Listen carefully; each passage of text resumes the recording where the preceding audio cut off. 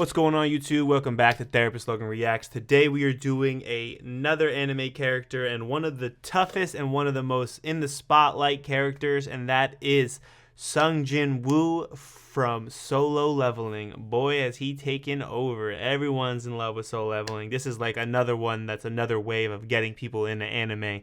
It's a Korean anime, which is really interesting, which is really cool.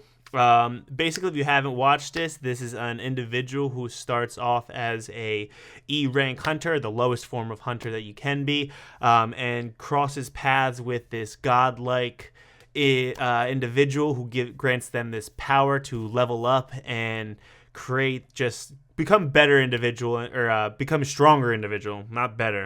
But and just having to do a lot of certain things that is kind of not what he anticipated. The stronger he gets, having to fight off and fend off a lot of against people instead of just monsters, because ultimately his end goal was to become strong so he can afford to pay for their mother's treatment at the hospital. And within, I don't want to spoil anything, but within his powers, he's able to get certain things that help him along the way, and he gets stronger and stronger, gets more money, and does those kind of things. So go watch it. I don't want to spoil it, but these are two things that kind of stood out to me as a therapist that I think is really cool.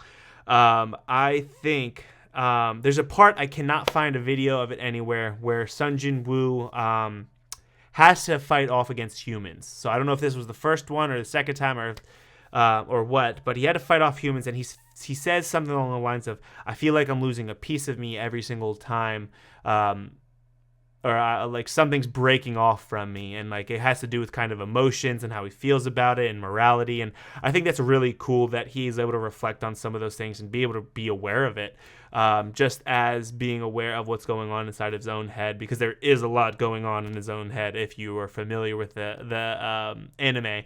But there was another piece that stuck out to me as well that I thought was really cool. So this is very existential.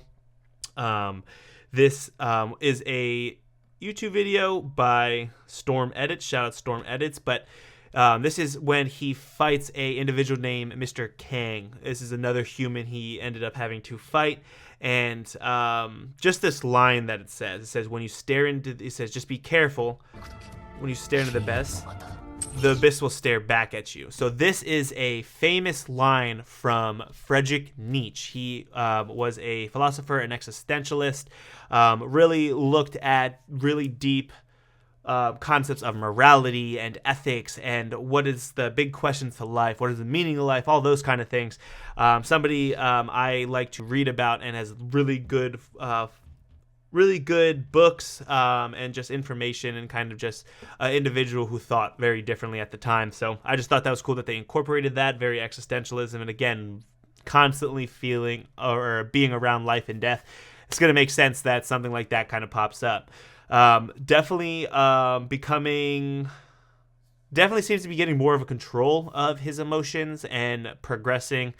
We see not only a mentality change, but we also see a physical change. And a lot of the times you see that in therapy too, when you're able to change inwardly and reflect a lot of those things, you will likely see a physical reaction from that, which is pretty cool. But yeah, so let me know what you guys think. Have you guys watched Solo Leveling? If not, why haven't you? Go get on that. This is a great show. This is really cool. And if you're not into anime, but looking for one to get you started, this is a really cool one.